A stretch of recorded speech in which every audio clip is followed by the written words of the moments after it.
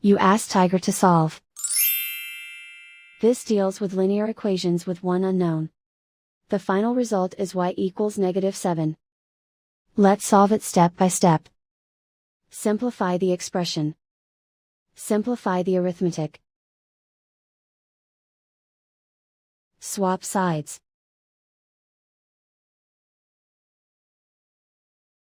Group all constants on the right side of the equation. Add 3 to both sides. Simplify the arithmetic.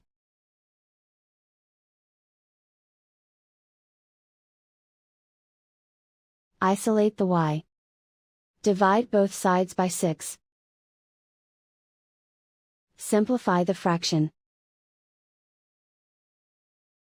Find the greatest common factor of the numerator and denominator.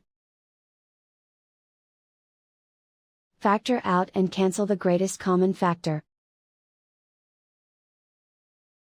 And so the final result is y equals -7.